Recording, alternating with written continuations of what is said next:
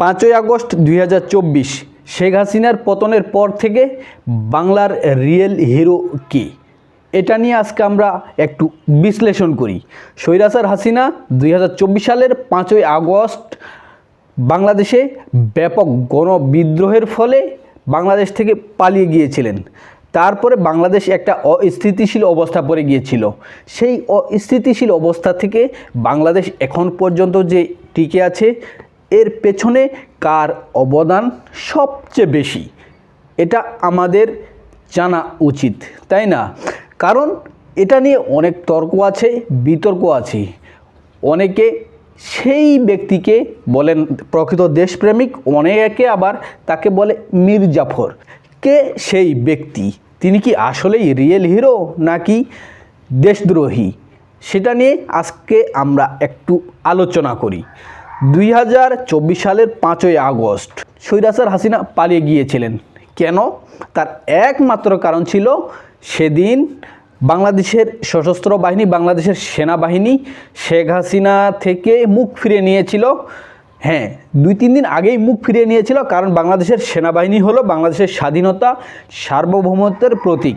বাংলাদেশের সেনাবাহিনী কখনো বাংলাদেশের নিজ জনগণের উপর গুলি চালায়নি এবং তারা গুলি চালাতে অস্বীকার করেছিল। শেখ হাসিনা বারবার তাদেরকে প্রেশার ক্রিয়েট করেছিল, কিন্তু তার ক্ষমতা আঁকড়ে ধরার যে লোভ, সেজন্য বাংলাদেশের সেনাবাহিনীকে বাধ্য করাতে চেয়েছিল যে বাংলাদেশের জনগণের উপর গুলি চালিয়ে তাকে রক্ষা করতে, কিন্তু বাংলাদেশের সেনাবাহিনী সেটা অস্বীকার করেছিল।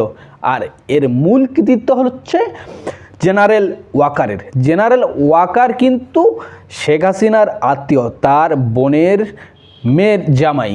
কিন্তু জেনারেল ওয়াকার তিনি প্রকৃত খাঁটি দেশপ্রেমিক। তিনি তার আত্মীয়কে, তার শাশুড়িকে রক্ষার জন্য দেশের জনগণের উপর গুলি চালাতে চাননি এবং সরাসরি না করে দিয়েছিলেন।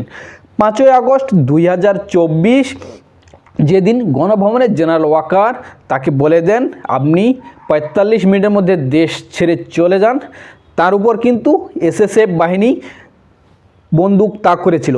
তিনি সেখানে স্ট্যান্ড বাই দাঁড়িয়েছিলেন এবং বলেছিলেন আমাকে মারলে এর সমস্যার সমাধান হবে না, আপনাকে অবশ্যই দেশ ছাড়তে হবে। অনেকে বলতে চান জেনারেল ওয়াকার তখন বাধ্য ছিলেন, কিন্তু তিনি বাধ্য না।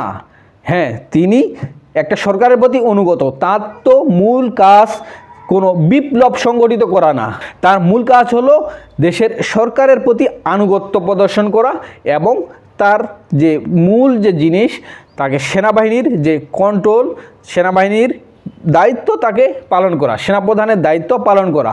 তিনি তো বিপ্লব করবেন না, যে ছাত্ররা গণবিপ্লব করলো আর তিনি সাথে সাথে শেখ হাসিনাকে ফেলাই দিলেন, তার কি এই কাজ? না। কিন্তু যখন বিপ্লব হয়ে গেল, যখন তিনি সাপোর্ট করেছেন, তিনি জনগণের পাশে দাঁড়িয়েছেন, জনগণের উপর গুলি চালাতে চাননি। অর্থাৎ শেখ হাসিনার বন্দুকের সামনেও জেনারেল ওয়াকার নমনীয় হননি। তিনি পরিষ্কার ভাষায় বলে দিয়েছেন এখন যে অবস্থা রয়েছে, শেখ হাসিনাকে দেশ ছেড়ে যেতেই হবে, তাছাড়া দেশে এই অস্থিরতা দূর হবে না। অন্যদিকে শেখ হাসিনা যখন দেশ ছেড়ে পালিয়ে গেল, তারপর কিন্তু দেশে কোনো সরকার নেই। আওয়ামী লীগের প্রত্যেকটা নেতা কর্মী তারা গোপনে চলে গেল, কেউ দেশ ছেড়ে পালিয়ে গেল, কেউ দেশের মধ্যে আনাচে কানাচে লুকিয়ে রইল। দেশে কিন্তু তখন কোনো নিয়ন্ত্রণ নেই, আইন শৃঙ্খলা বাহিনীর ব্যাপক অবনতি, দেশে ব্যাপকভাবে লুটতরাজ শুরু হয়ে গেছে। ঠিক সে সময় জেনারেল ওয়াকারের ভূমিকা কিন্তু অনেক গুরুত্বপূর্ণ। তিনি দেশকে নিয়ন্ত্রণে আনার জন্য, দেশের সার্বিক পরিস্থিতি নিয়ন্ত্রণের জন্য সেনাবাহিনীকে দেশে নামিয়ে দিলেন। তখন একটা বড় ধরনের চাপ ছিল যে সেনাবাহিনী দেশের ক্ষমতা গ্রহণ করুক। জেনারেল ওয়াকার পরিষ্কার ভাষায় বলে দিয়েছেন সেনাবাহিনী দেশের শাসন ক্ষমতা গ্রহণ করবে না।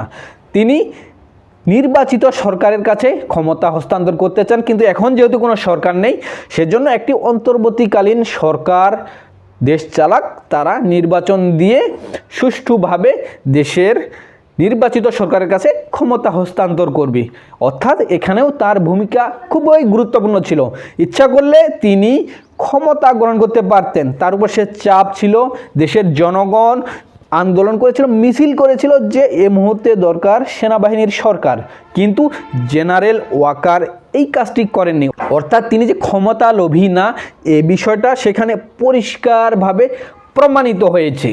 অন্যদিকে নানান তর্ক বিতর্ক সমালোচনা আলোচনার পরে ডক্টর ইউনূসকে অন্তর্বর্তীকালীন সরকারের প্রধান করা হয়।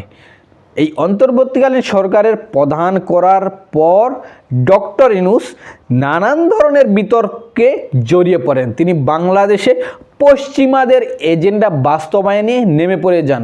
তিনি বাংলাদেশে একের পর এক বিতর্কিত বিষয়গুলোকে ইস্টাবলিশ করার চেষ্টা করেন। তিনি বাংলাদেশের সমকামিতা, ট্রান্সজেন্ডার, নারীবাদ এসব বিষয়গুলোকে এস্টাবলিশ করার চেষ্টা করেন। অন্যদিকে বাংলাদেশের গুরুত্বপূর্ণ যে জায়গাগুলো রয়েছে, চট্টগ্রাম বন্দরের নিউমুরিং টার্মিনাল, এটা ডিপি ওয়ার্ল্ডের কাছে হস্তান্তর করতে চেয়েছিল।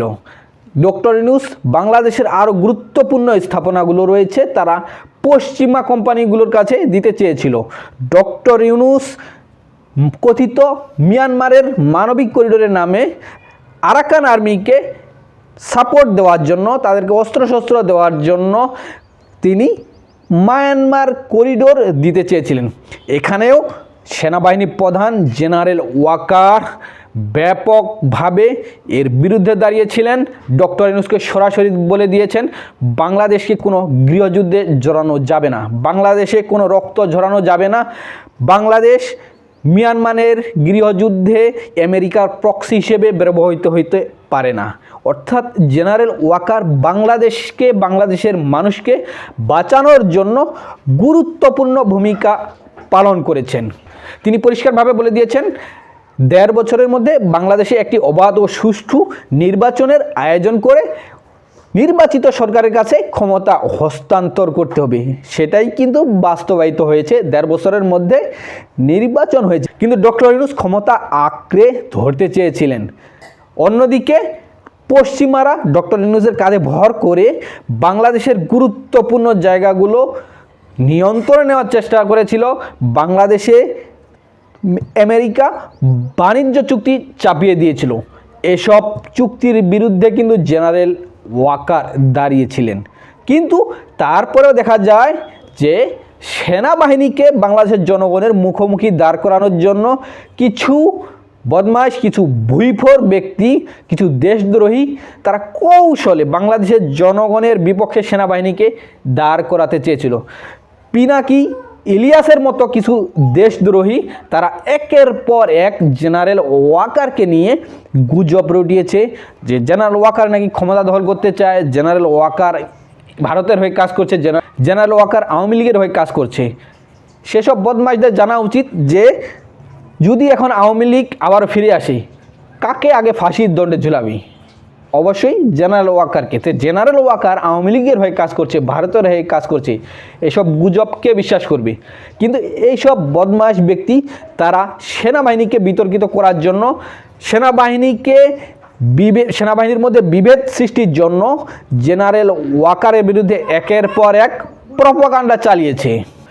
অর্থাৎ এই ১.৫ বছরে জেনারেল ওয়াকারের ভূমিকা ছিল খুবই গুরুত্বপূর্ণ। জেনারেল ওয়াকার চেয়েছিলেন বাংলাদেশে যেন কোনো ধরনের বিশৃঙ্খলা তৈরি না হয়, বাংলাদেশে যেন কোনো ধরনের অশান্তির সৃষ্টি না হয়, বাংলাদেশের স্বাধীনতা সার্বভৌমত্ব যেন ক্ষুণ্ণ না হয়। কিন্তু একটা গোষ্ঠী বাংলাদেশে আমেরিকার এজেন্ডাগুলো বাস্তবায়নের জন্য, তারা আমেরিকাকে বাংলাদেশে বসানোর জন্য, আমেরিকার ঘাঁটি বাংলাদেশে তৈরি করার জন্য, সেন্ট মার্টিনে আমেরিকার ঘাঁটি করার জন্য, বাংলাদেশের সম্পদগুলো চুরি করার জন্য, বাংলাদেশের উপর বাণিজ্য চুক্তি চাপিয়ে দেওয়া হয়েছে, বাংলাদেশে মানবিক করিডোরের নামে রাখাইন আর্মিকে সাপোর্ট দেওয়ার জন্য করিডোর দেওয়ার চেষ্টা করা হয়েছিল, বাংলাদেশে উল্টাপাল্টা অপসংস্কৃতিগুলো চাপিয়ে দেওয়ার চেষ্টা হয়েছিল।